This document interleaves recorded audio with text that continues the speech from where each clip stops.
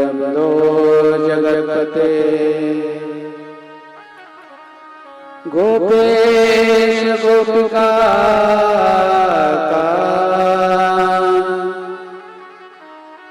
राधा कांत नमस्तुते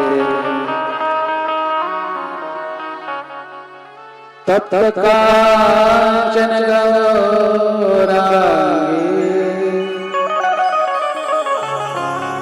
राधे वृंदावनेश्वरी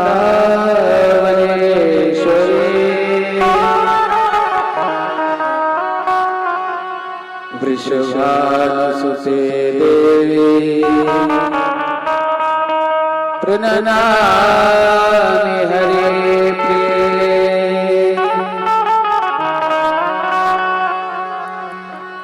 वन्दे भवानि शंकरो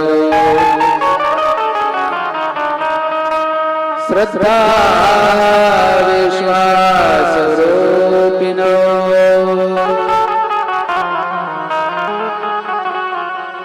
या विना न पश्यन्ति सिद्धा स्वान्ततमेश्वरम्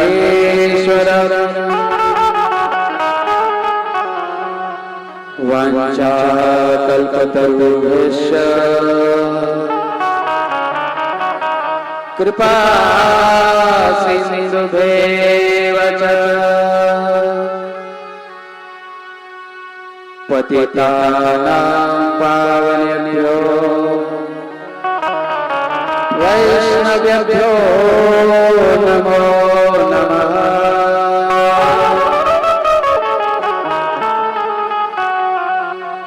यस्या कदापि वसनाञ्चलकेलनोत्था धन्यातिधन्यपवने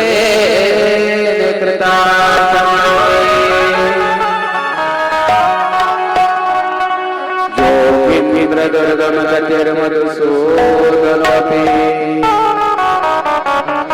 तस्या नमस्तु विश्वानुगोनिषेपि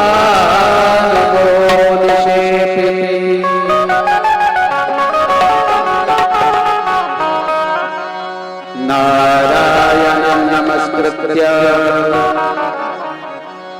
नरं चैव नरोत्तमं देवीं सरस्वतीं व्यासं ततो जयमुदीरये।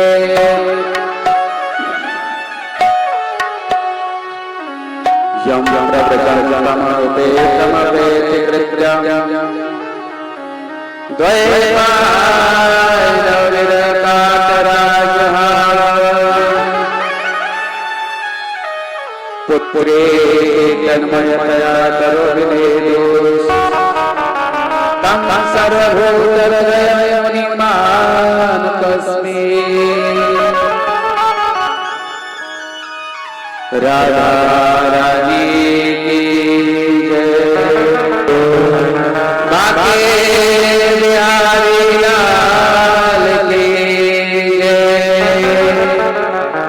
वृंदावन धाम की जय गिरिराज महाराज की जय बरसाना धाम की जय यमुना मैया की जय गौ माता की जय सुखदेव भगवान की जय व्यासदेव भगवान की जय श्रीमद्भागवत महापुराण की जय सब संतान की जय सब भक्तन की जय जय श्री राधे जय जय राधे।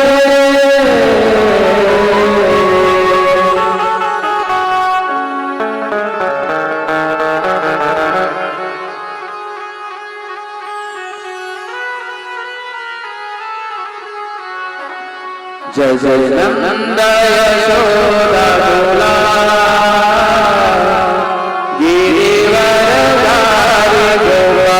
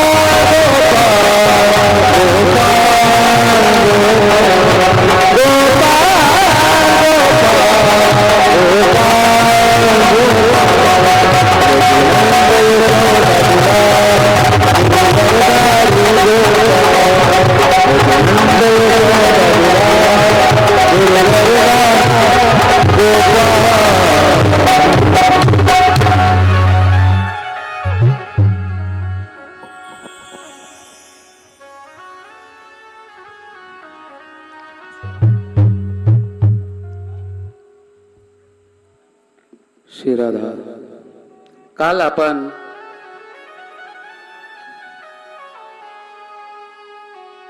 नंदोत्सव साजरा केला आणि भगवंताचा जन्मोत्सव काल आपण एकदम आनंदामध्ये एकदम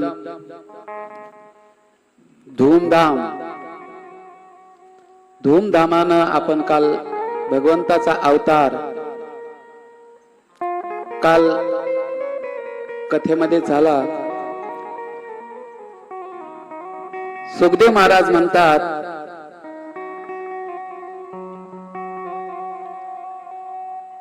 नंद बाबानं प्रसन्न होऊन सर्व ब्राह्मणांना त्यांना जी काही इच्छा आहे ती वस्तू त्यांना प्रदान केली आणि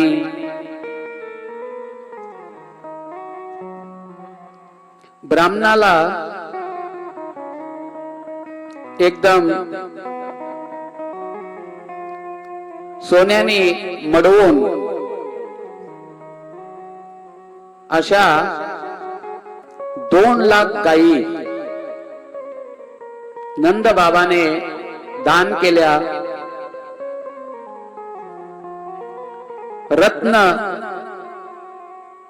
रत्नाचे 7 पहाड नंद बाबाने ब्राह्मणाला दान केले आणि एकदम उत्साहामध्ये भगवान श्रीकृष्णाचा जन्म उत्सव नंद बाबाने साजरा केला. जेव्हा गवळणीला माहित झालं की यशोदेला पुत्र झालाय, सगळ्या गवळणी एकामेकांना सांगू लागल्या की यशोदेला पुत्र झालाय. सगळ्या गवळणी त्या ठिकाणी नंद बाबाच्या वाड्यामध्ये एकदम सुंदर वस्त्र धारण करून, सुंदर आभूषण धारण करून आणि हातामध्ये भेट वस्तू घेऊन सगळ्या गवळणी नंद बाबाच्या वाड्यामध्ये प्रवेश करतात. गवळी पण सुंदर पाग फेटा बांधून, सुंदर धोतर धारण करून त्या ठिकाणी गवळी पण नंद बाबाच्या वाड्यामध्ये येतात. त्या टायमाला नंद बाबाचा वाडा एकदम सुंदर सजवला गेला होता. सुंदर तोरण बांधली गेली होती. नंद भवन नंद भवन नंद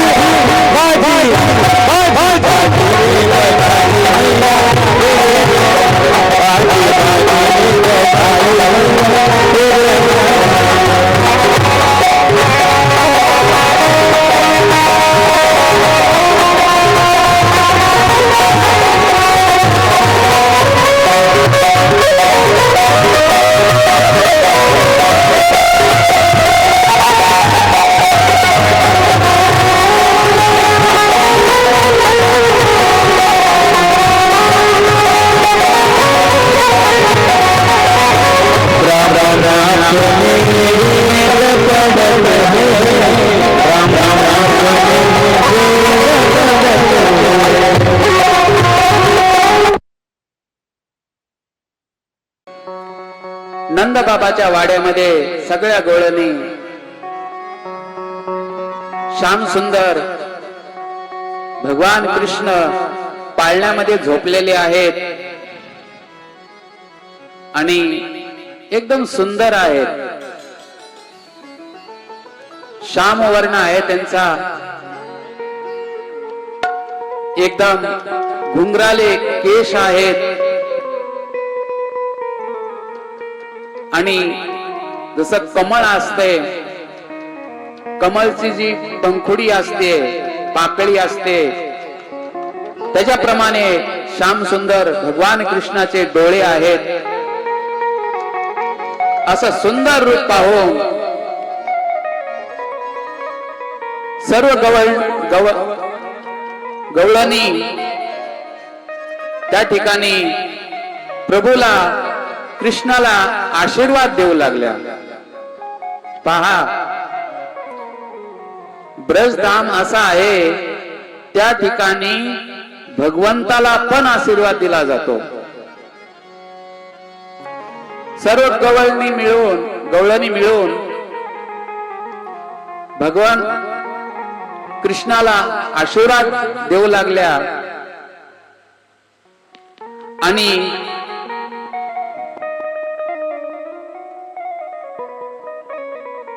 सगळे आणि गोपिया म्हणजे गवळणी, तुम्ही समजून घ्या, कारण की ते शब्द माझ्या तोंडात जास्त येतात बोलण्यासाठी, सवय पडली त्याच्यामुळं. तर गोप म्हणजे गोप आणि गोपिया म्हणजे गवळणी. तर माझ्या तोंडातून गोपिया शब्द आला तर तुम्ही समजून घ्या. तर सगळ्या गोपिया त्या ठिकाणी आनंद उत्सव साजरा करू लागल्या.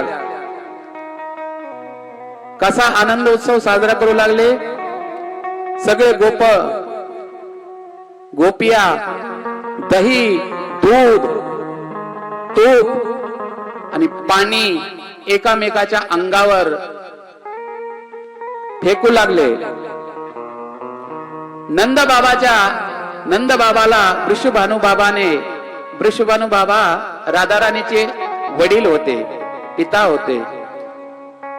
तर वृषभानु बाबाने नंद बाबाला पकडलं आणि त्यांच्या तोंडावर लोण्याचा गोळा असा त्यांनी मल्ला, म्हणजे लोणी त्यांच्या तोंडाला लावलं आणि एकदम सुंदर भगवंताचा त्या ठिकाणी सर्व गोप आनंद उत्सव साजरा करू लागले.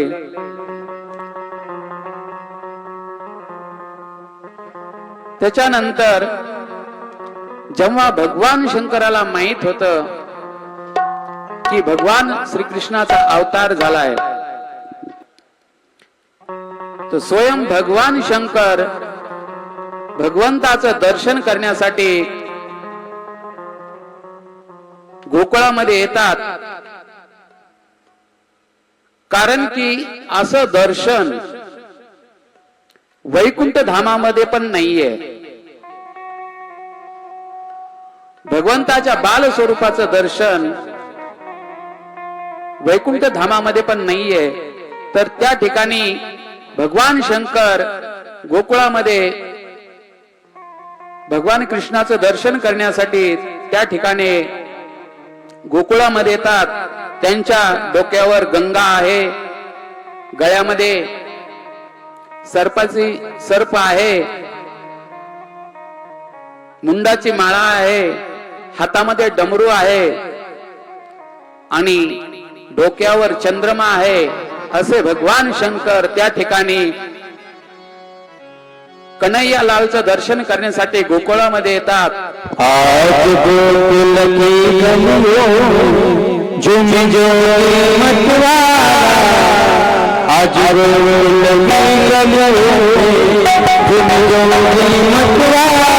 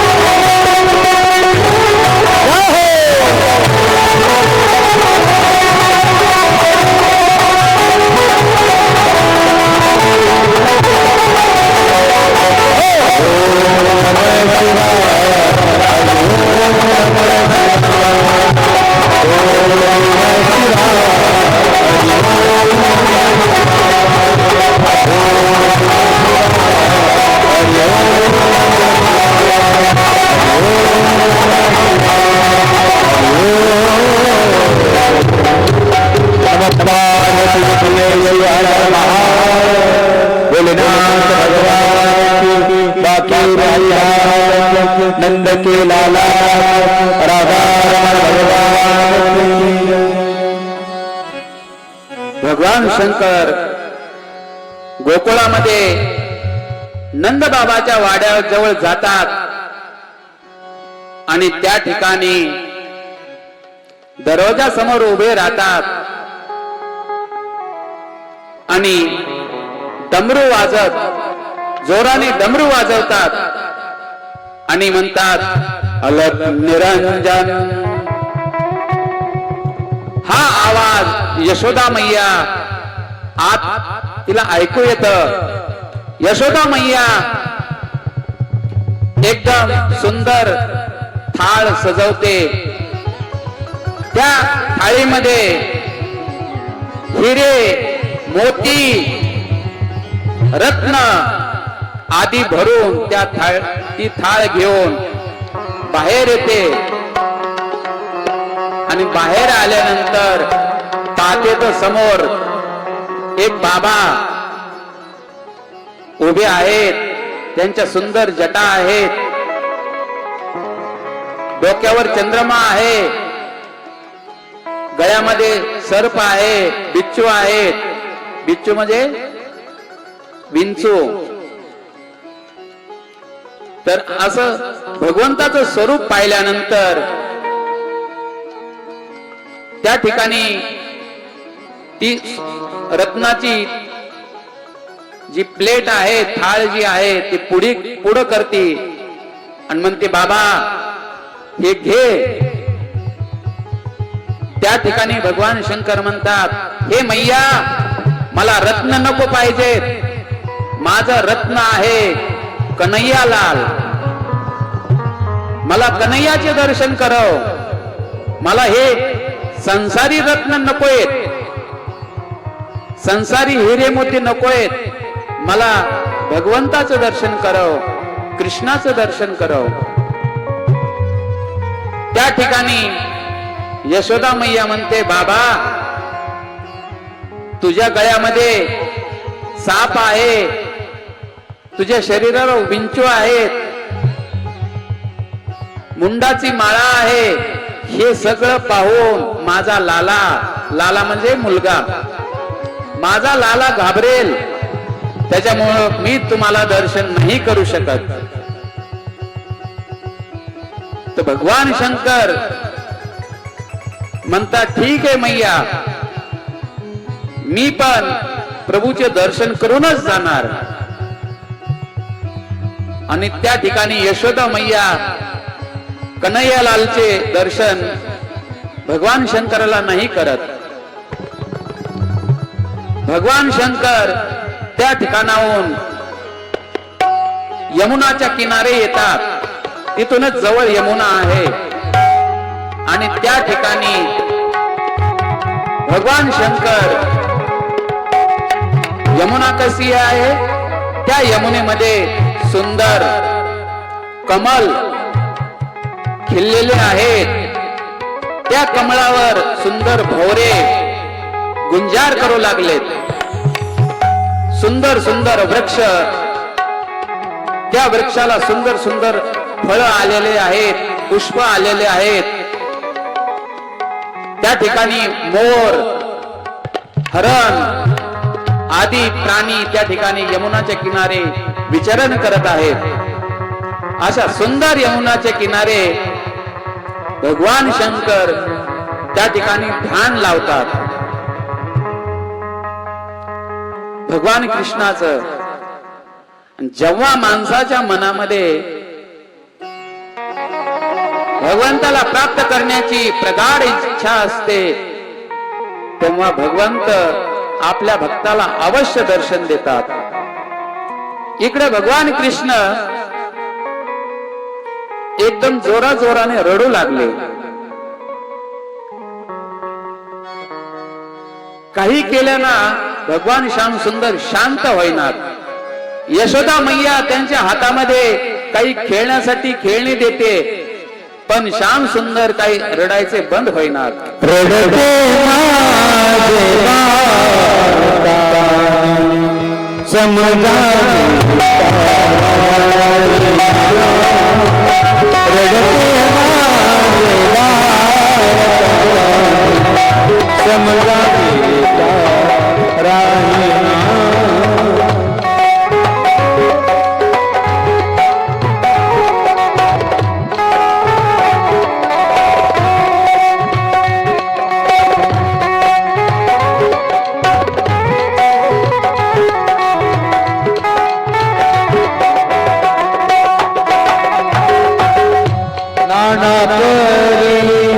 समजावी मागील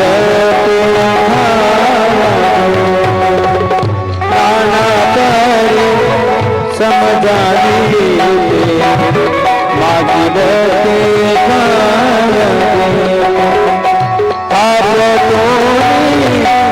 निजवी याचा रडते माझे समजा राहिना. रडते माझे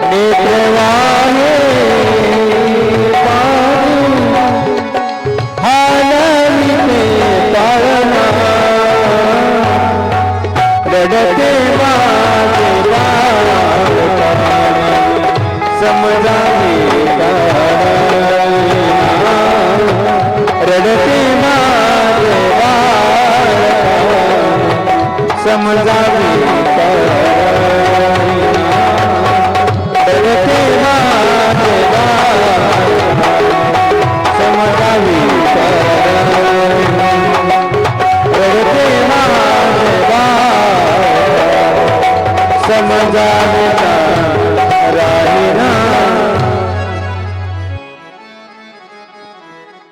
श्याम सुंदर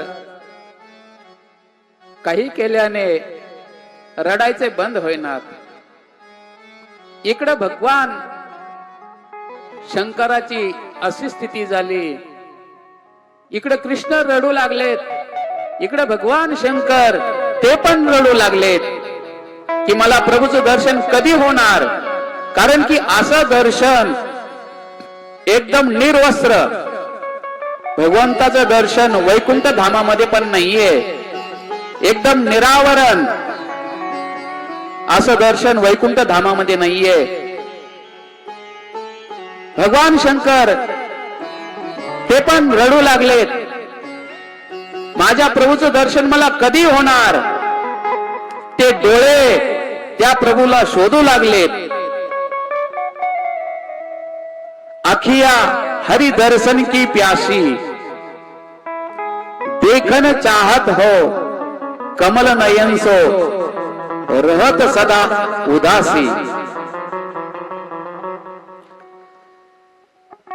सूरदासजी म्हणतात की माझे डोळे भगवंताचं दर्शन करण्यासाठी एकदम प्यासी आहेत. तर या ठिकाणी भगवान शंकर आपल्या प्रभूचं दर्शन करण्यासाठी एकदम तडपू लागले. आणि इकडं श्याम सुंदर पण रडत होते.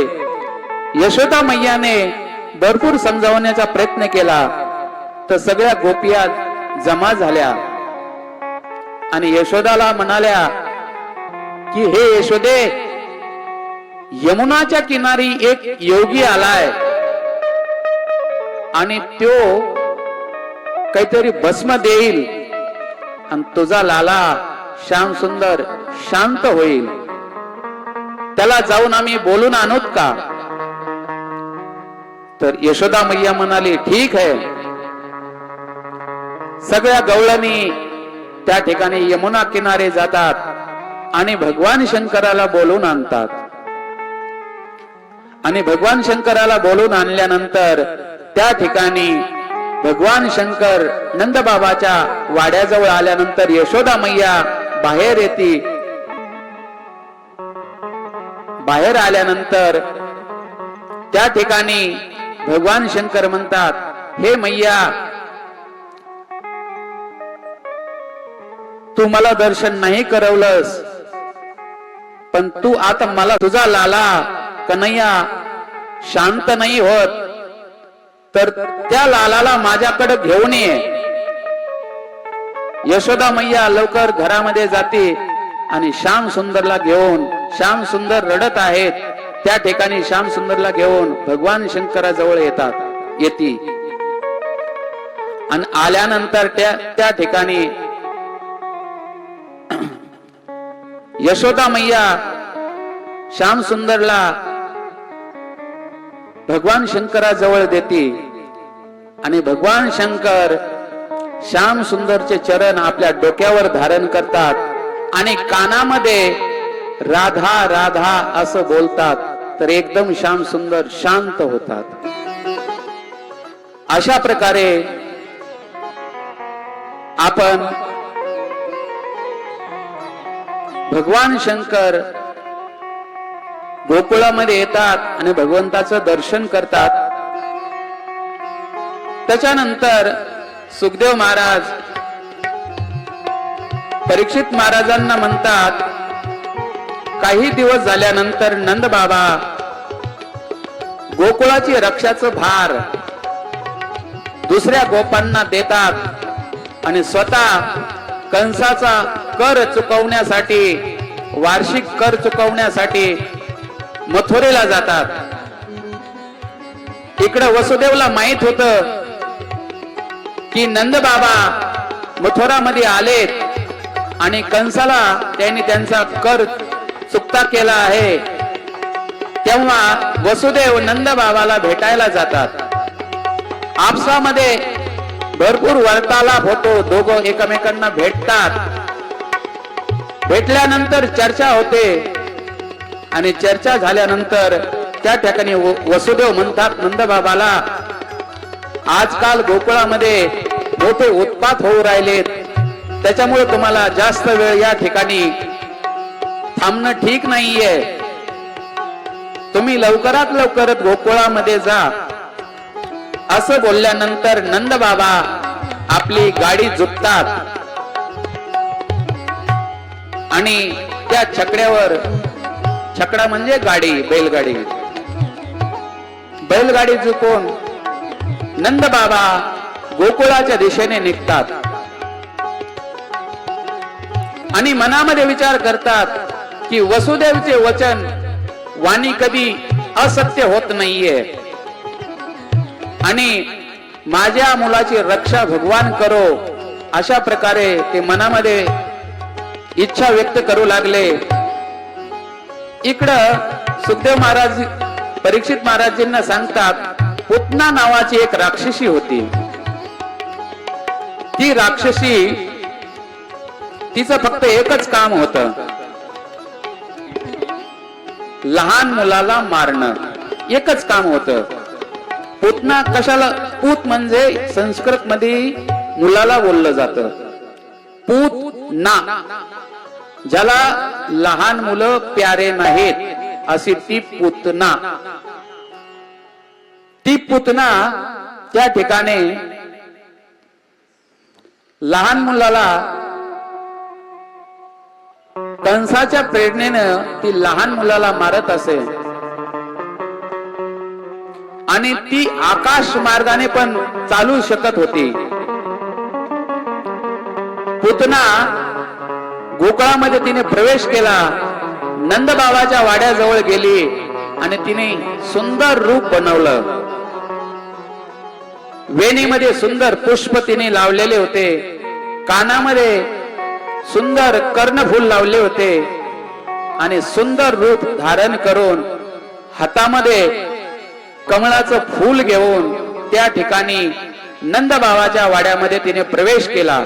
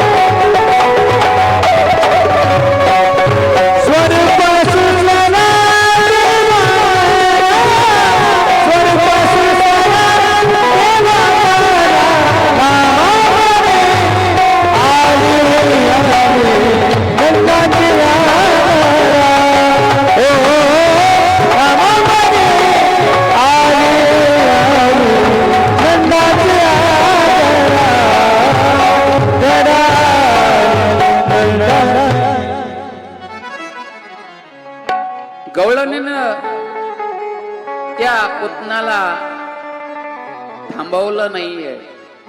सगळ्या गवळणीला वाटलं साक्षात लक्ष्मी आपल्या पती नारायणला भेटायला आली आहे. आणि पुतना नंदबाबाच्या वाड्यामध्ये प्रवेश करते आणि प्रवेश केल्यानंतर त्या ठिकाणी ती पाहते कन्हैया पाळण्यामध्ये झोपलेले आहेत. त्या ठिकाणी जसं पुतनाला श्याम सुंदर पाहतात, कन्हैया पाहतात, तर श्याम सुंदर आपले डोळे बंद करतात. कशामुळं? अशा पापीचं दर्शन मला नकोय. श्याम सुंदर आपले डोळे बंद करतात. डोळे बंद केल्यानंतर ती पुतना श्याम सुंदरला आपल्या मांडीवर घेते आणि मांडीवर घेतल्यानंतर दिसायला भरपूर सुंदर आहे, पण पुतनाचं हृदय एकदम कुटील होतं, त्याच्यामध्ये कपट होतं. आणि त्या ठिकाणी श्याम सुंदरच्या मुखामध्ये आपलं स्तन देते. त्या स्तनाला कालकूट विष लावलेलं आहे. पहा, ते विष भगवंताला मारण्यासाठी तिने लावलेलं होतं. भगवंत मनामध्ये विचार करतात की मी दही दूध खाण्यासाठी या वृंदावन मध्ये आलो, ब्रज मध्ये आलो, गोकुळामध्ये आलो, पण मला सर्वप्रथम विष प्यायला मिळतंय. तर भगवान कृष्ण त्या ठिकाणी पुतना मावशीचं स्तनपान करू लागले, दोन्ही हाताने धरून स्तनपान करू लागले. तेव्हा पुतना मावशीच्या शरीरामध्ये असंख्य वेदना होऊ लागल्या. ती हात पैर फेकू लागली आणि म्हणू लागली, सोड सोड, अरे मला सोड. पण भगवंत जेव्हा कुणाला पकडतात, पहिलं तर श्याम सुंदर कुणाला पकडत नाहीयेत आणि एकदा पकडलं तर कुणाला सोडत नाहीयेत. ती एकदम जोराने ओरडू लागली, अरे मला सोड, मला सोड. तिचा आवाज एवढा भयंकर होता, ती तो आवाज स्वर्गामध्ये पाताळामध्ये गुंजू लागला. आणि त्या ठिकाणी श्याम सुंदरने त्यांचे प्राण हरण केले आणि ती पूतना गोकुळाच्या बाहेर जाऊन त्या ठिकाणी तिचे प्राण पखेरू उडून गेले. आणि त्या ठिकाणी पूतना मावशी एवढी मोठी होती, तिचं 6 कोस शरीर मोठं होतं. 6 कोस म्हणजे सावित्री काठरा, 18 किलोमीटर लांब एवढं तिचं शरीर होतं. आणि ती त्या गोकुळात बाहेर जाऊन त्या ठिकाणी कंसाचा बाग, कंस यांचा बाग होता, त्या बागेत जाऊन ती पूतना मावशी त्या ठिकाणी पडली. आणि त्या ठिकाणी श्याम सुंदर तिच्या वक्षस्थलावर खेळू लागले.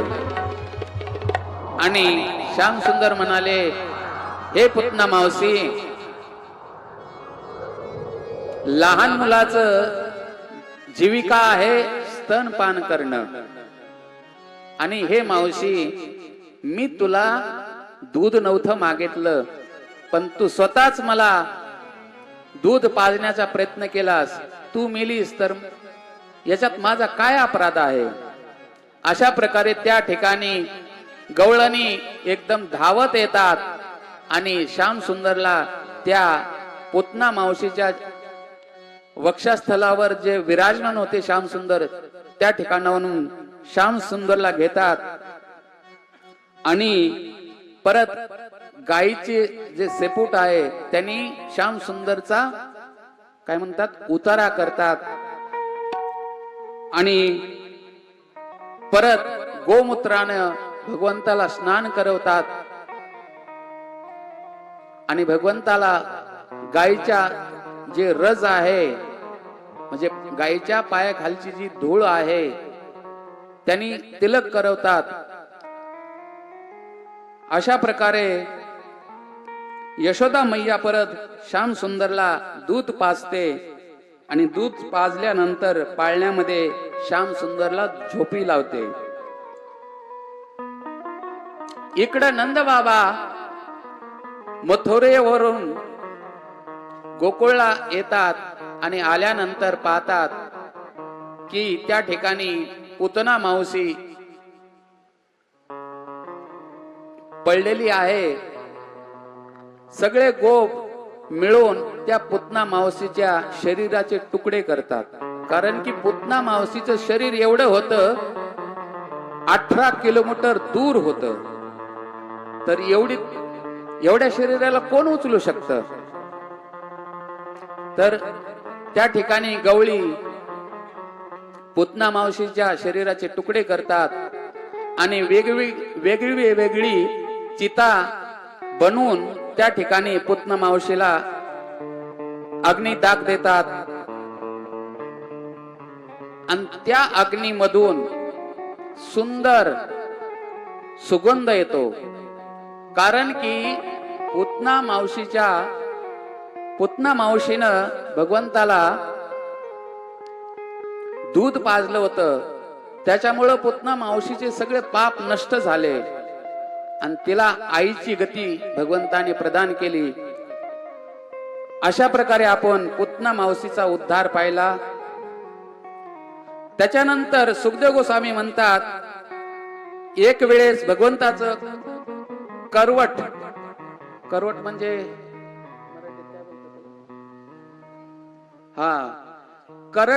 करवट बदलण्याचा उत्सव होऊ लागला, म्हणजे अंग बदलणे. त्यावेळेस त्या उत्सवामध्ये सगळ्या गोपी गोप एकत्रित झाले होते. भरपूर गवळणी त्या ठिकाणी नंदबाबाच्या वाड्यामध्ये आल्या होत्या आणि सुंदर त्या ठिकाणी भगवंताचं नामसंकीर्तन चालू होतं. आणि त्या नामसंकीर्तनामध्ये यशोदा मैया आपल्या पुत्राचा श्याम सुंदरचा अभिषेक करू लागली. सगळ्या गवळणी भगवंताचं गुणानुवाद करू लागली, कीर्तन करू लागली. गोविंद गोविंद गाई रे भजो राजगोपाल कृष्ण गाई सर्वांनी 2 मिनिटं उभे राहा. पाय मोकळे होतील, परत बसूया आपण. हा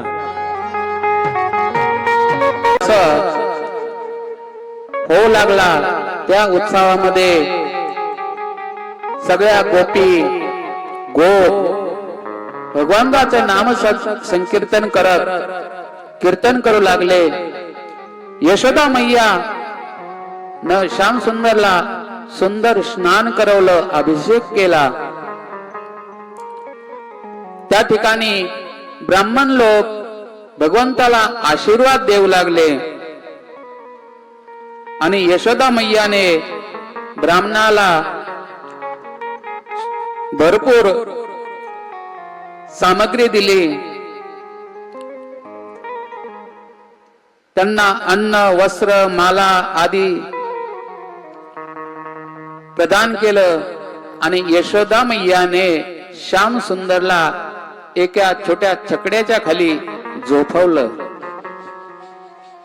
छकडा म्हणजे गाडी, छकडा समजताय ना तुम्ही.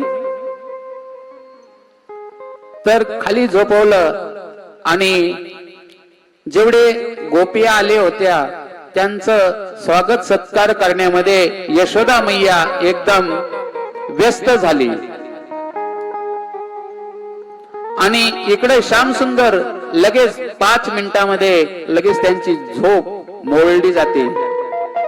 डोळे उघडतात आणि श्याम सुंदर जोराजोराने रडू लागतात. पण त्यांच्याकडे कुणाचं लक्ष नव्हतं. यशोदा मैया गवळणीचं स्वागत सत्कार करण्यामध्ये व्यस्त झालेली होती. श्याम सुंदरचा आवाज कोणाला नाही आला. श्याम सुंदर आपले छोटे छोटे चरण पाय असे वर मारू लागले आकाशात. आणि त्या ठिकाणी भगवंत जोराने पाय मारल्यानंतर जो छकडा होता तो छकडा एकदम आकाशामध्ये गेला. जोराचा आवाज झाला आणि आवाज झाल्यानंतर सगळ्या गवळीचं सगळ्या गोपांचं आणि गोपियांचं त्यांच्याकडे लक्ष गेलं. यशोदा मैया धावत गेली आणि श्याम सुंदरला त्यांनी उचललं. उचलल्यानंतर जेव्हा तो छकडा एकदम नष्ट झाला, त्याच्यावर ठेवलेले दही दूध दुधाचे माठ फुटून गेले. त्याच्यानंतर जेवढे गोप होते त्यांनी तो छकडा परत व्यवस्थित केला. त्या ठिकाणी यशोदा मैयाने परत ब्राह्मणाद्वारा शांती पाठ केला. अशा प्रकारे आपण शक्तासूरचा भगवंत उद्धार करतात ही लीला ऐकली. पुढे सुखदेव गोस्वामी म्हणतात, एक दिवसाची बात आहे. यशोदा मैया आपल्या पुत्राला श्याम सुंदरला मांडीवर घेऊन दूध पाजत होती. पण त्यावेळेस श्याम सुंदर एवढे जड झाले होते की यशोदा मैया त्यांचा भार सहन नाही करू शकली. आणि यशोदा मैयाने कृष्णाला खाली जमिनीवर ठेवलं, बसवलं आणि ती घरातलं काही काम करण्यासाठी त्या ठिकाणाहून निघून गेली. इकडं कंसाने तृणावर्तला गोकुळामध्ये पाठवलं होतं की जा जेवढे 5 वर्षाच्या आतील मुलं आहेत त्यांना सर्वांना मार.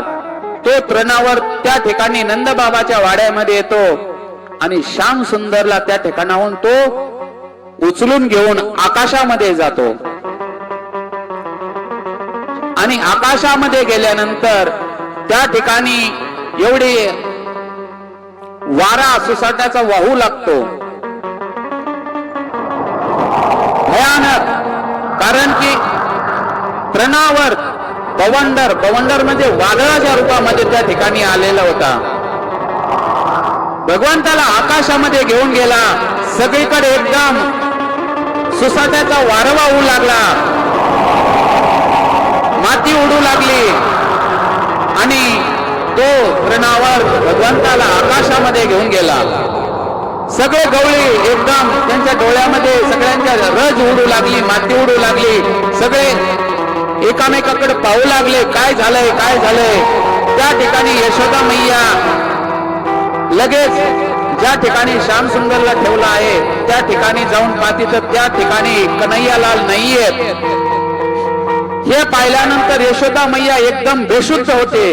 जसे गाईचं वासरू गायीपासून दूर झाल्यानंतर गायी एकदम हंबरटा फोडते, तसं यशोदा मैया एकदम जोराजोराने रडू लागली आणि एकदम बेशुद्ध होऊन जमिनीवर पडली.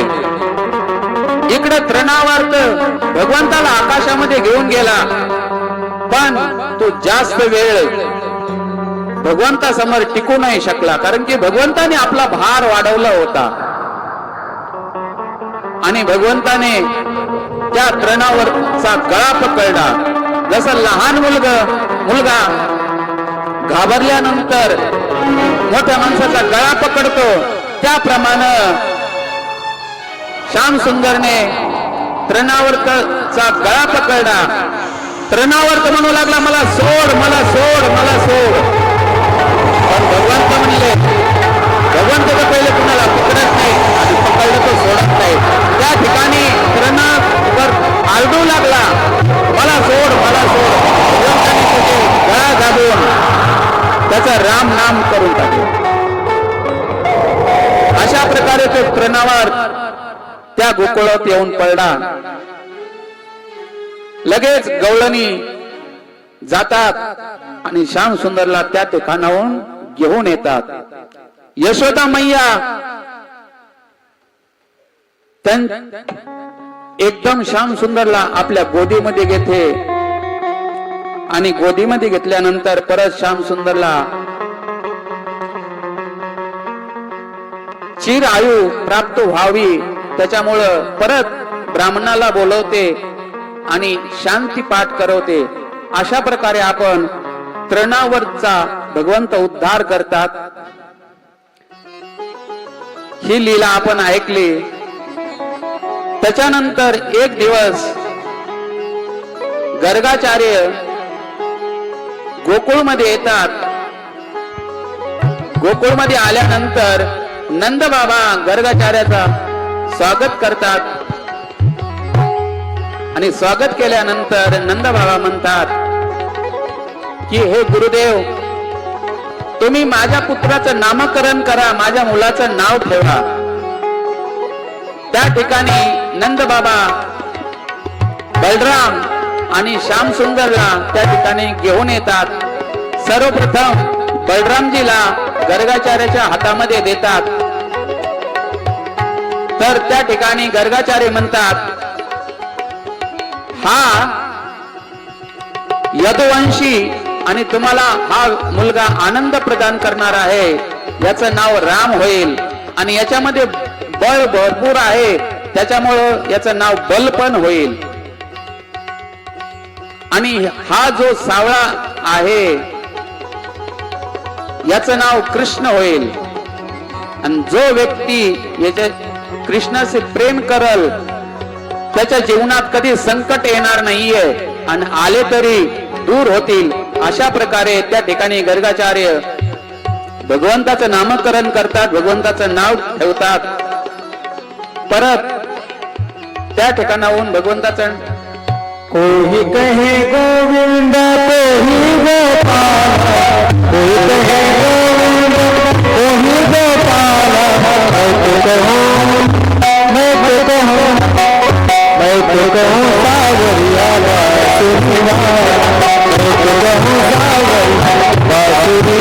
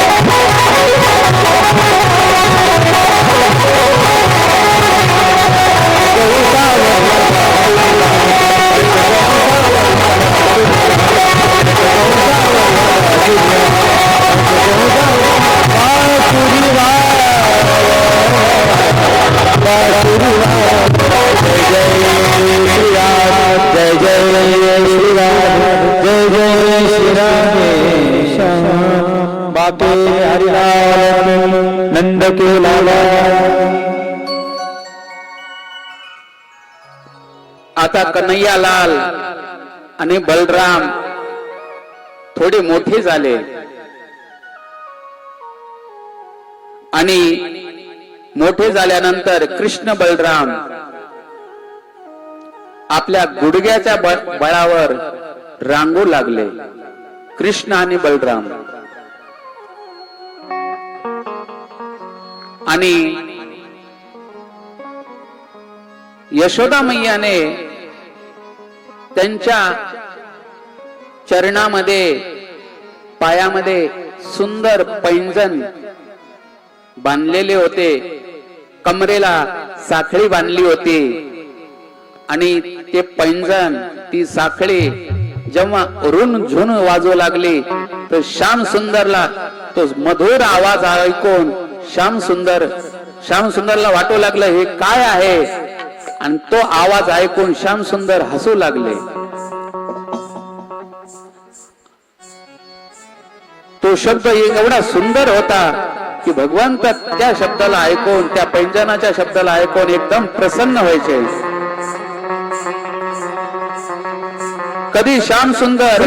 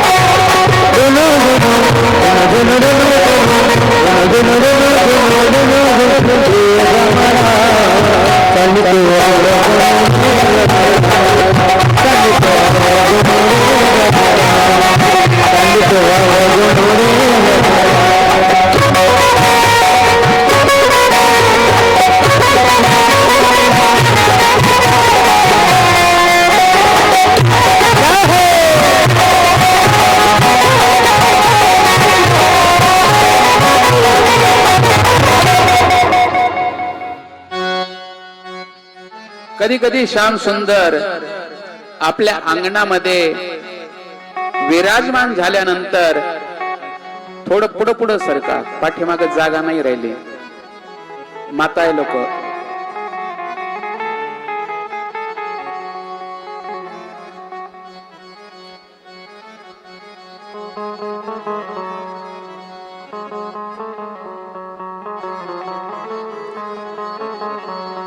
ऋणु झुनु ऋणु झुनु ऋणु गोविंद ऋणु झुनु ऋणु झुनु गोविंद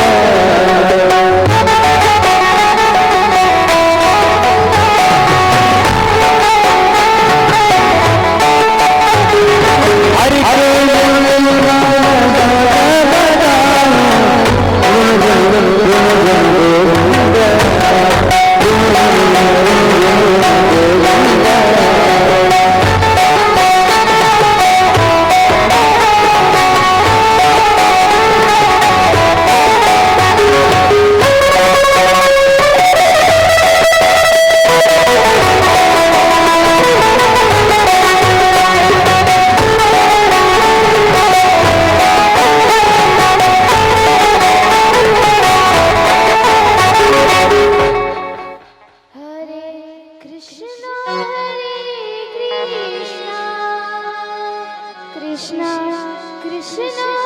माइक जाएगा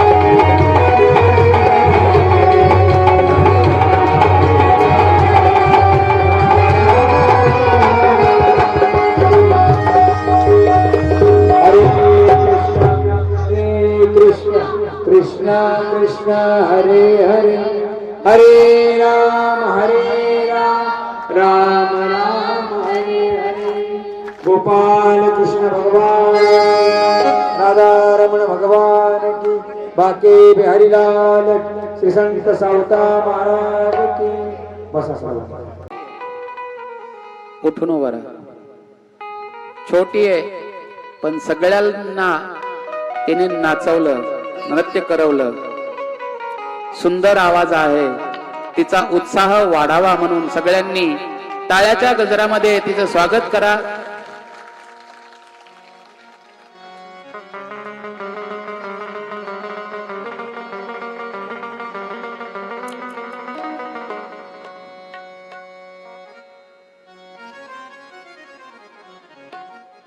आपण श्याम सुंदरचं बालचरित्र ऐकत होतो. यशोदा मैयाने श्याम सुंदरच्या पायामध्ये चरणामध्ये पैंजण बांधलं. ते पैंजण एकदम झुन झुन वाजवू लागलं. कधी कधी श्याम सुंदर आपल्या अंगणामध्ये विराजमान व्हायचे. इकडे ध्यान द्या.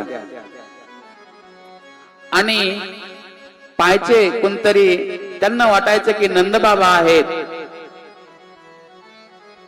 आणि त्यांच्या पाठीमागं लागायचे कृष्ण आणि बलराम. त्यांना वाटायचं हे नंदबाबा आहेत. आणि जेव्हा त्यांचं मुख पाहायचे तर पाहिल्यानंतर त्यांना वाटायचं हे दुसरं कोणतरी आहे. आणि एकदम श्याम सुंदर घाबरून रोहिणी मैयाच्या मांडीवर जाऊन बसायचे. आणि त्या ठिकाणी त्या ब्रजमध्ये, त्या गोकुळामध्ये श्याम सुंदर त्या किचड म्हणजे चिखलामध्ये जाऊन खेळायचे. वारंवार यशोदा मैया त्यांना खवळायची, पण श्याम सुंदर त्या किचडमध्ये खेळू लागायचे. आणि जेव्हा श्याम सुंदर त्या चिखलामध्ये खेळायचे तर श्याम सुंदरची अजूक सुंदरता वाढायची. एक वेळेस यशोदा मैयाने श्याम सुंदरला आपल्या मांडीवर घेतलं. आणि मांडीवर घेतल्यानंतर श्याम सुंदरला बोलू लागली, पंकाभिषिक्त सकलम आवयम. श्याम सुंदरचं शरीर, त्या शरीरावर एकदम चिखल लागलेला आहे. आणि ते पाहून श्याम सुंदरला यशोदा मैया म्हणू लागली की हे लाल, मला असं वाटतंय की तू पहिल्या जन्मी वराह होता. वराह म्हणजे समजता ना. तर श्याम सुंदर हसू लागतात. यशोदा मैयाला कसं माहितीये की मी पहिल्या जन्मी वराह अवतार घेतला होता. अशा प्रकारे श्याम सुंदर सुंदर सुंदर बाललीला करू लागले. कधी कधी श्याम सुंदर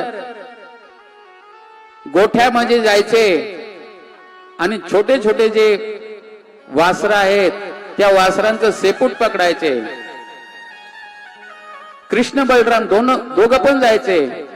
कसे श्याम सुंदर, एकदम त्यांनी डोक्यावर मोरमुकुट धारण केलेला आहे, गळ्यामध्ये वैजयंती माळा आहे, पितांबर धारण केला आहे.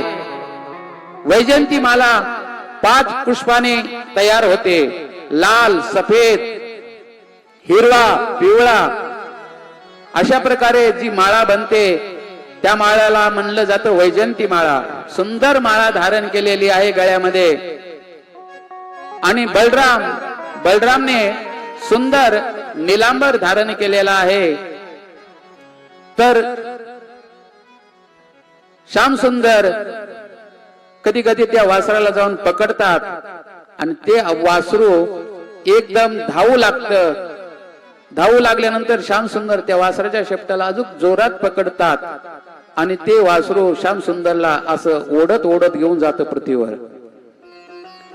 अशा प्रकारे श्याम सुंदर कधी कधी श्याम सुंदरला पाहण्यासाठी त्या नंद भवनामध्ये मोर यायचे, छोटे छोटे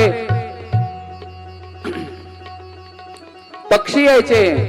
आणि भगवंताचं दर्शन करायचे. भगवंत पण त्यांच्या संग खेळू लागायचे. कधी कधी कुत्र्याचं पिलं धरून आणायचे. मी स्वतः मनाने नाही म्हणत, शास्त्रामध्ये त्याचं वर्णन आहे. लहान लहान पिल्लाला घेऊन यायचे आणि त्यांच्याशी खेळायचे, पक्ष्याशी खेळायचे, मोराशी खेळायचे. अशा प्रकारे भगवंत अनेक प्रकारचे खेळ खेळू लागले. कधी कधी श्याम सुंदर एकदम दूर जायचे, कधी कधी गाई जवळ जायचे आणि गाईला पकडायचे. अशा प्रकारे श्याम सुंदर अनेक खेळ खेळू लागले आपल्या मित्रासोबत. एक दिवस श्याम सुंदरने मनामध्ये विचार केला की माझा अवतार कशासाठी झाला आहे. माझा अवतार फक्त लोणी खाण्यासाठी झाला आहे. तर भगवंत मनामध्ये इच्छा करतात की आता सर्वप्रथम चोरी मी माझ्या घरामध्येच करणार आहे. यदि मी बाहेर पकडलं गेलो तर मला गवळणी मारतील. त्याच्यामुळे भगवंत सर्वप्रथम आपल्या घरामध्ये चोरी करण्याचा निश्चय करू लागले. आणि एक दिवस श्याम सुंदर आपल्या घरामध्ये चोरी करू लागले. तर नंदबाबाचा वाडा एवढा सुंदर होता. त्या वाड्यामध्ये जसं आपण आरशामध्ये पाहतो तशा प्रकारे मणिखंब होते. त्या मणिखंबामध्ये श्याम सुंदरचं प्रतिबिंब पडतं. भगवान श्याम सुंदरला वाटतं की हा मुलगा कोणी दुसरा आहे. ज्यावेळेस श्याम सुंदर चोरी करू लागतात तर श्याम सुंदर घाबरतात. त्याला वाटतं हा मुलगा दुसरा कोणी आहे. श्याम सुंदर त्या मुलाला म्हणतात, तू यशोदा मैयाला सांगू नकोस. अर्धा भाग मी जे चोरी करतोय लोणी त्याच्यामध्ये तुझा हिस्सा अर्धा आहे. घे हे लोणी खा, पण यशोदा मैयाला सांगू नकोस. अशा प्रकारे जेव्हा भगवंत एकदम बोबड बोलत आपल्या प्रतिबिंबासंग बोलू लागले तेव्हा यशोदा मैया पाठीमागून येते, आपल्या मुलाचं कौतुक पाहते. अशा प्रकारे यशोदा मैया आल्यानंतर श्याम सुंदर म्हणतात, मैया मैया मी लोणी नाही चोरलं. हा जो मुलगा आहे हा लोणी चोरून घेऊन चालला होता. मी त्याला रागवत होतो तर तो पण माझ्यावर रागवत होता. अशा प्रकारे श्याम सुंदरची एवढी चतुरता पाहून यशोदा मैया एकदम प्रसन्न होते की हा एवढा लहान आहे पण किती चतुर आहे. अशा प्रकारे त्या ठिकाणी भगवंत सर्वप्रथम आपल्या घरामध्ये चोरी करतात.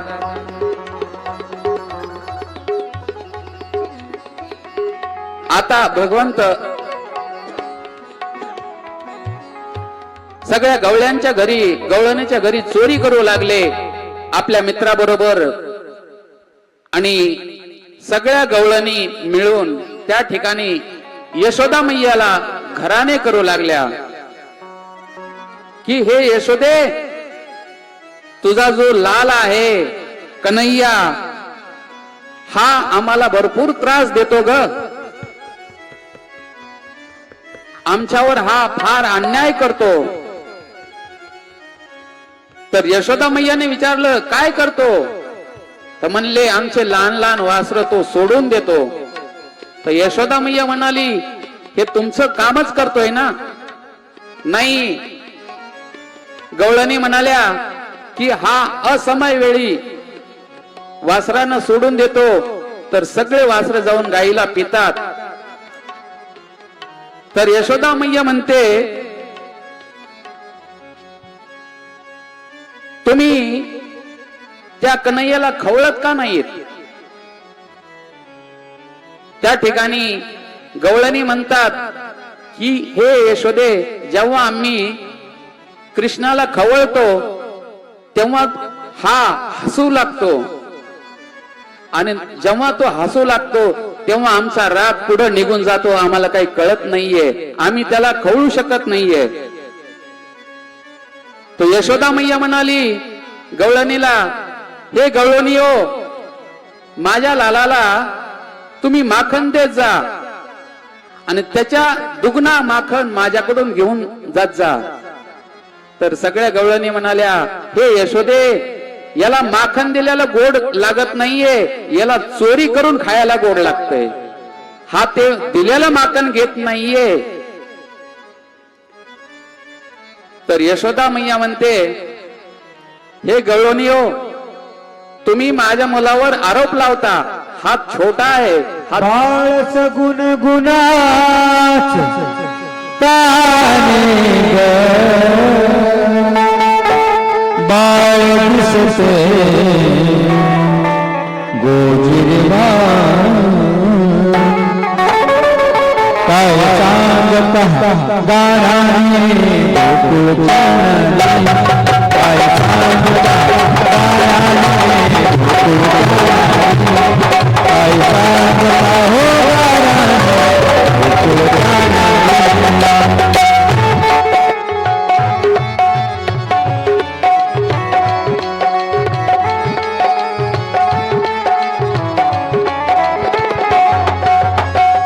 बाळ सगुण गुणाच ताने ग, बाळ दिसते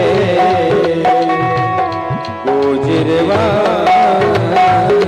काय सांगता गाणाने गोकुळ चालली, काय सांगता गाणाने गोकुळ चालली, काय सांगता हो गाणाने गोकुळ चालली.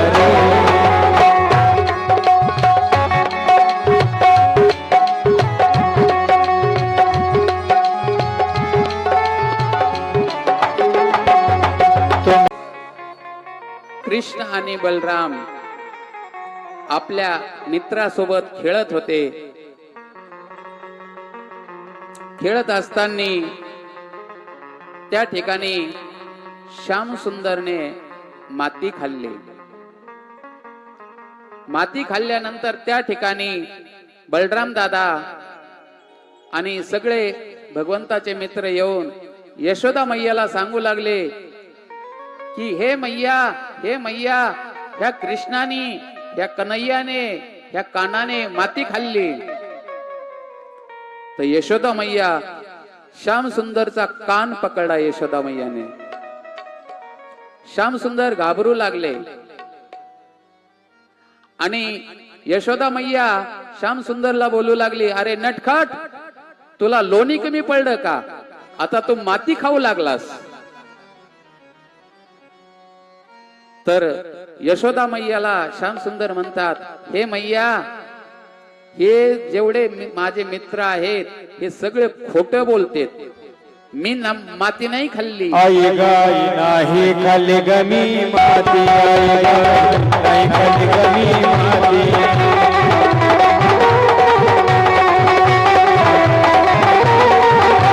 आई गाई नाही खाल्ली गमी माती, आई गाई नाही खाल्ली गमी माती.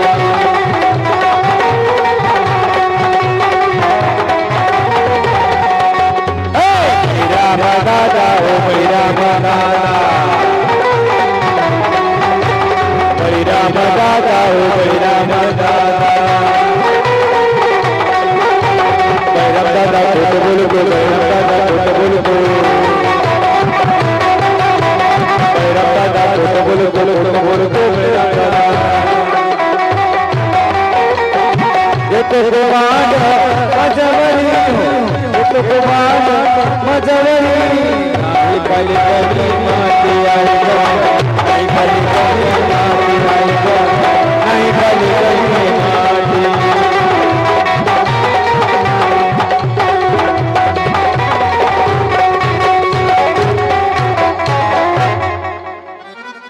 हे आई, मी माती नाही खाल्ली. हा बळीराम दादा आणि हे माझे जेवढे सवंगडी आहेत हे सगळे खोटं बोलतेत. हे आई, मला माती काय असतं हेच माहित नाहीये. मी माती काय खाणार? आणि आई, तू मला मारू नको. तू जेव्हा मला सांगितलंस की चोरी करणं ठीक नाहीये, तेव्हापासून म्हणले मी चोरी करणं सोडून दिलंय.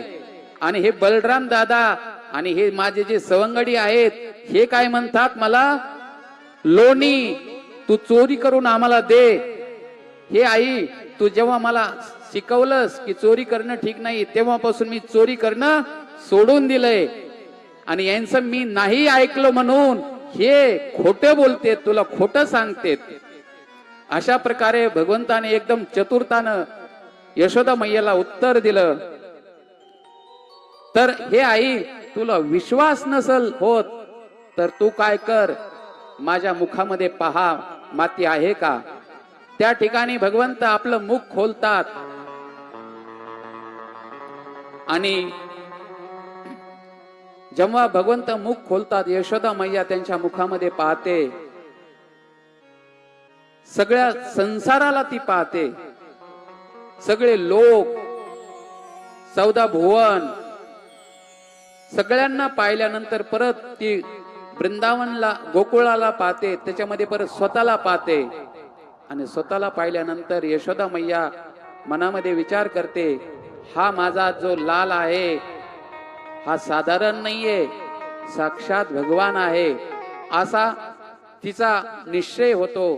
तेव्हा भगवंत विचार करतात, यदि आईनं मला भगवान मानलं तर आई मला परत खवळणार नाहीये, बल्कि माझी पूजा करणार. तर मला वात्सल्य रस मिळणार नाहीये. त्याच्यामुळे भगवंत परत आपली वैष्णवी माया चा प्रभाव यशोदा मैयाच्या हृदयामध्ये करतात. परत यशोदा मैया विसरून जाते. अशा प्रकारे भगवंत अनेक प्रकारच्या लीला करू लागतात. परत भगवंताला यशोदा मैया उखळाला बांधते. तर वेळ भरपूर झाली, त्याच्यामुळं आपण ह्या लीलेला थोडस शॉर्ट मध्ये घेऊया. आपण विशेष गिरिराज लीला आपण ऐकणार आहोत.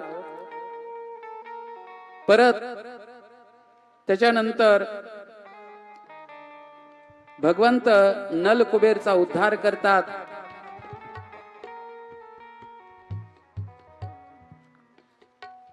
त्याच्यानंतर सगळे गवळे वृंदावनला जातात. थोडक्यात आपण पाहूया, कारण की गिरिराज लीला बी भरपूर मोठी आहे. त्याच्यानंतर भगवंत अनेक प्रकारच्या लीला आहेत. कालियाचं दमन करतात, यज्ञपत्नीवर कृपा करतात, अशा अनेक भगवंत लीला करतात. आता भगवंत थोडे मोठे झाले. मोठे झाल्यानंतर आता भगवंताला गायी चारण्यासाठी परवानगी मिळते आणि श्याम सुंदर गायी चारण्यासाठी वनामध्ये निघतात. आणि त्या ठिकाणी कसे श्याम सुंदर एकदम छोटे छोटे आहेत, त्यांच्या गायी पण छोट्या छोट्या आहेत. छोटी छोटी गैया छोटे छोटे ग्वाल, छोटी छोटी गैया छोटे छोटे ग्वाल, छोटो छो मेरो मदन गोपाल, छोटो छो मेरो मदन गोपाल.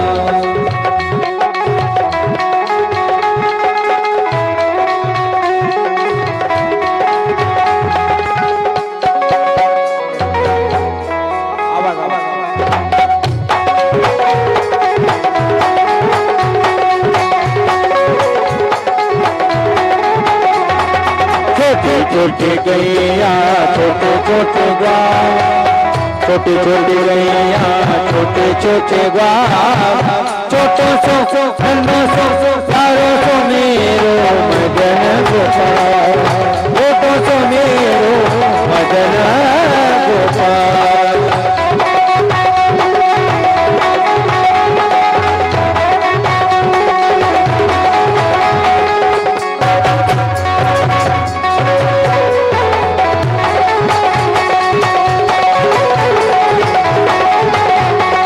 आगे आगे गैया पीछे पीछे ग्वाल,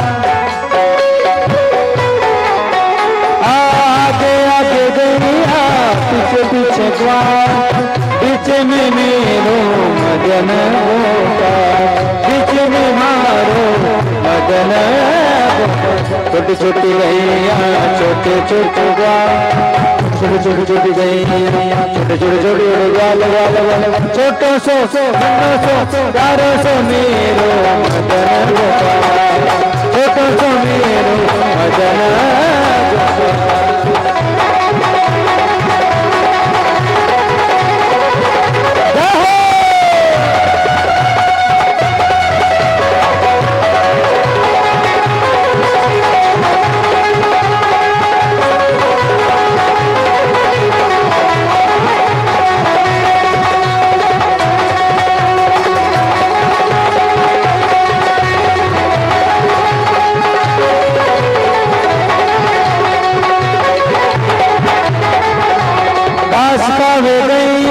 दूध पीवेगा घास खावे गैया दूध पीवेगा माखन खावे मेरो मदन गोपाल माखन खावे मेरो मदन गोपाल छोटी छोटी गैया छोटे छोटे गाय छोटी छोटी गैया छोटे छोटे गाय छोटो सो नन्नो सो प्यारो सो मेरो मदन गोपाल छोटो सो मेरो मदन गोपाल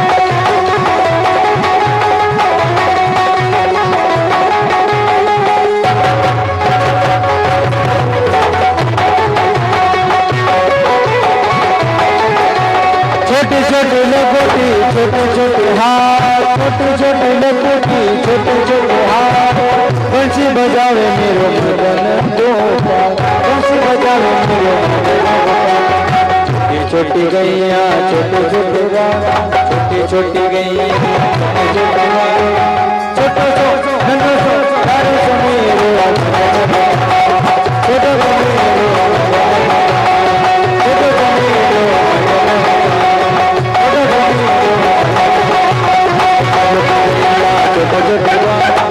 छोटी गैया छोटे छोटे छोटे समय मदन गोपाल छोटे समय मदन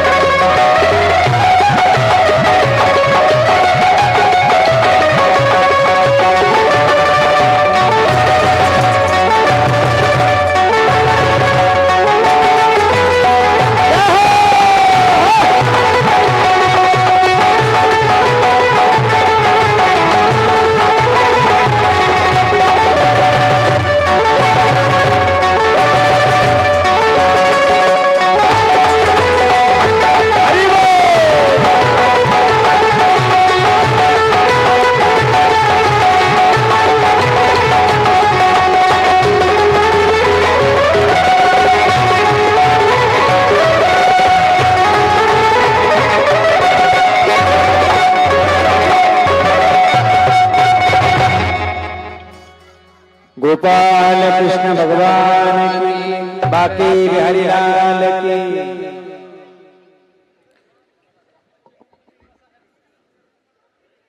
श्री राधा शांततेत खाली बसा। आता भगवंत गायी सांभाळू लागलेत। लीला तर भरपूर सुंदर आहेत, पण वेळ भरपूर झाली। जेव्हा भगवंत गायी सांभाळायला जातात त्या ठिकाणी थोडक्यात आपण लीला पाहणार आहोत, विस्तार मध्ये नाहीये. भविष्यात कधी योग आला तर भविष्यात परत भगवंताच्या बाल लीला आपण विस्तारामध्ये पाहूया. त्या ठिकाणी भगवंत गायी सांभाळायला जातात. एक असुर, त्याचं नाव आहे वत्सासूर, त्याचा भगवंत उद्धार करतात.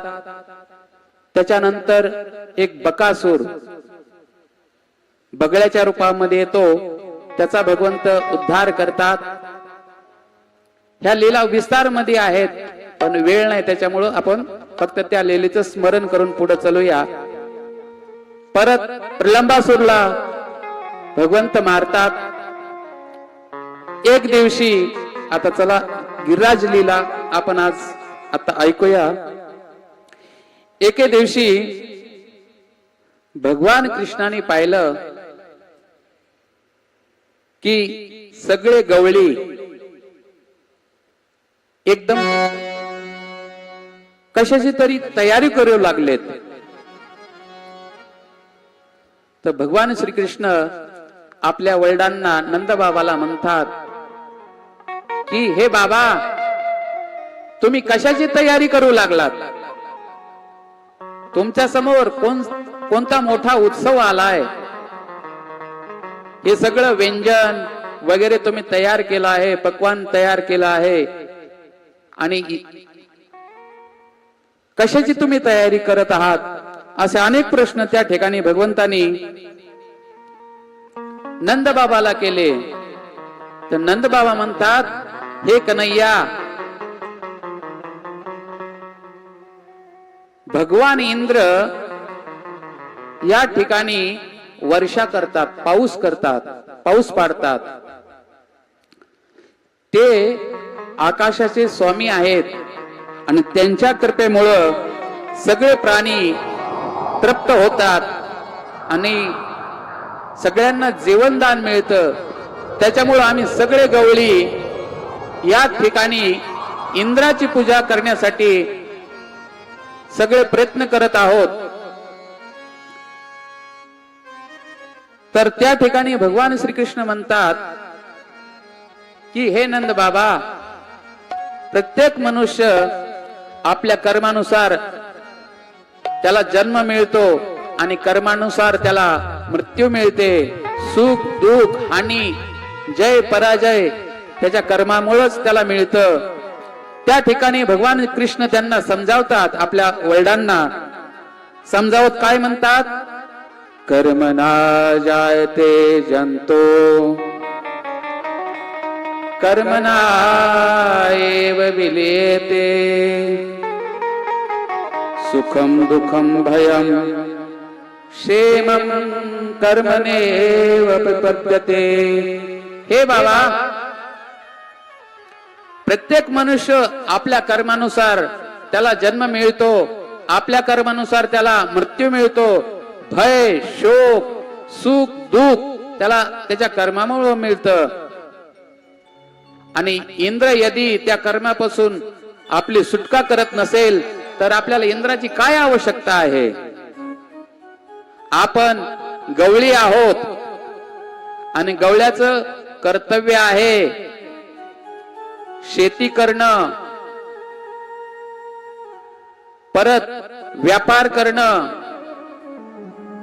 गायीचं पालन करणं, गायीची रक्षा करणं आणि व्याज घेणं, असं 4 प्रकारचे कर्म वैश्याचे आहेत. तर हे बाबा, आपण गोपालन करतो, त्याच्यामुळे हे बाबा, आपण गायीची सेवा केली पाहिजे. आणि गायीला आपल्याला चारण्यासाठी आपण गिरिराजला जातो, गोवर्धनला जातो, तर गोवर्धनची पूजा केली पाहिजे. इंद्राची पूजा करून काय उपयोग आहे म्हणले? गायीची सेवा केली पाहिजे, गायीची पूजा केली पाहिजे. त्या ठिकाणी भगवंत आपल्या वडिलाला समजावतात, काय म्हणतात? सर्वे देवा गवा मांगे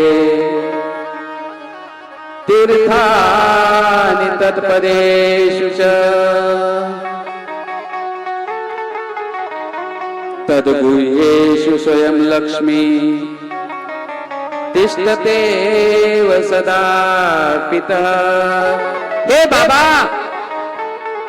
ध्यान देऊन ऐका. सर्वे देवा गवा मांगे. हे नंद बाबा, हे बाबा, गायीच्या अंगामध्ये संसारामध्ये जेवढे देवता आहेत सगळे देवता गायीच्या अंगामध्ये वास करतात. आणि हे बाबा, सर्वे देवा गमाम अंगे तीर्थानि तत्पदेषु च. आणि हे बाबा, गायीच्या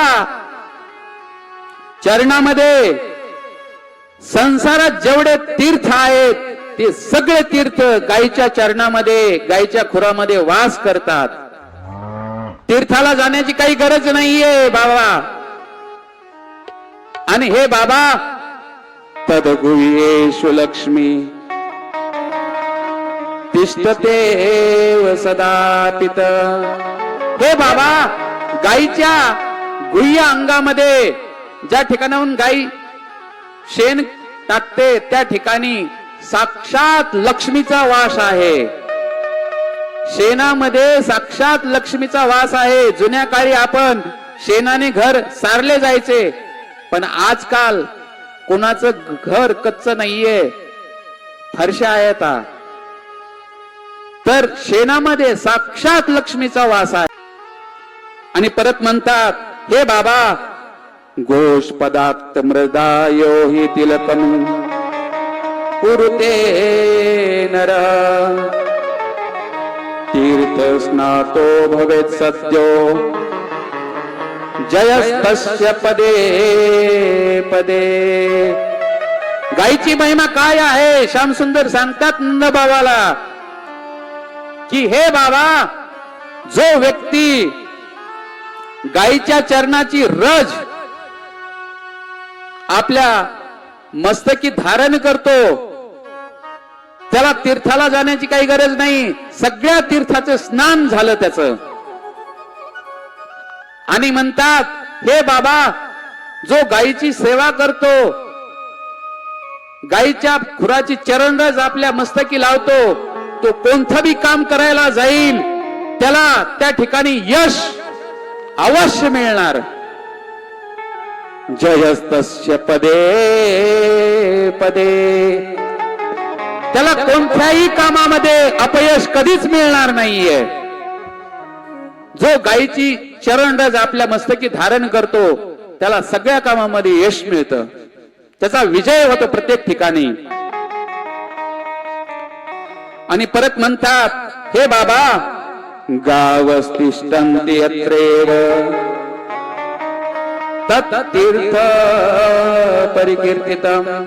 ज्या ठिकाणी गायी राहतात त्या ठिकाणी संसारामध्ये जेवढे तीर्थ आहेत ते तीर्थ त्या ठिकाणी वास करतात. एवढी महिमा आहे गायीची. पण कोणत्या गायीची? जर्शा गायीची नाही. जी देशी गाय आहे त्या गायीची महिमा आहे, जर्शा गायची नाही. आपण जर्शा गाय सांभाळतो कशामुळं? दुधाच्या लोभापोटी. जी आपली खिलारी गाय आहे, जर भारतीय नसल, त्या गायीची सेवा केल्यानंतर, आणि जो व्यक्ती गोठ्यामध्ये आपलं शरीर सोडतो त्याला अवश्य मुक्ती मिळते, अवश्य त्याला मुक्ती मिळते. परत त्याला या संसारामध्ये यावं लागत नाहीये. परत म्हणतात, निविष्टम गोकुलम यत्र श्वासं मुंचति निर्भयम् विराजयति तं देशं पापं च पकर्षति. ज्या ठिकाणी, ज्या घरामध्ये, ज्या गोष्टामध्ये, ज्या गोठ्यामध्ये गाय वास करते त्या ठिकाणचं पाप गाय नष्ट करून टाकते. त्या घरचं, त्या गावचं, त्या देशाचं पाप गाय नष्ट करून टाकते. एवढी महिमा आहे गायची.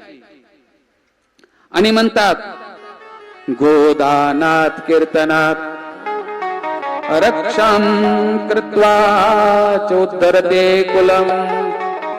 जो गायीचं कीर्तन करतो, गोदान करतो, गोदान केलं पाहिजे माणसाने. या ठिकाणी गायीच्या दानाची महिमा सांगितली.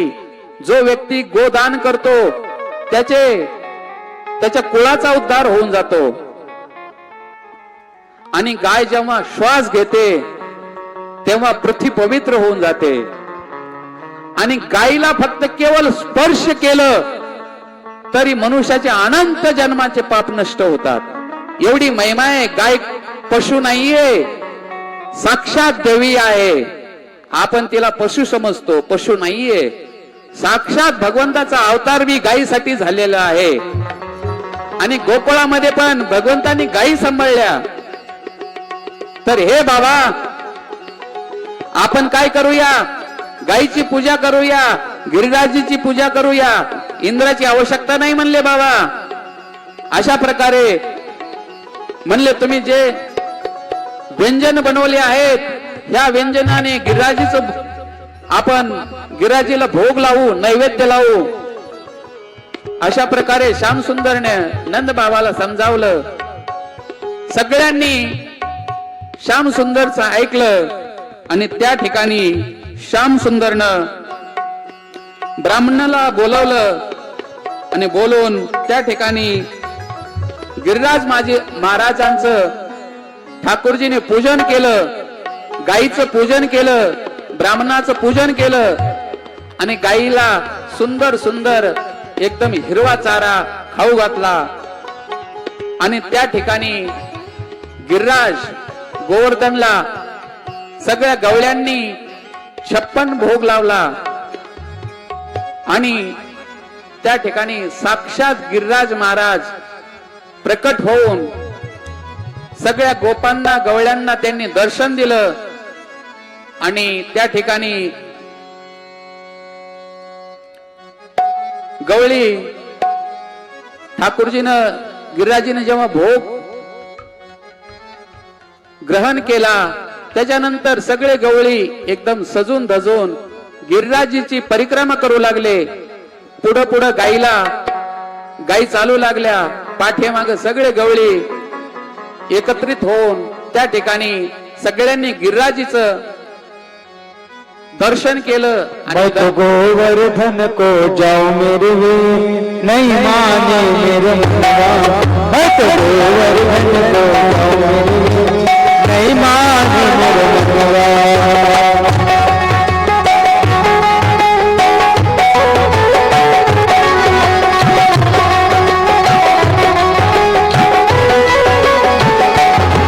मैं तो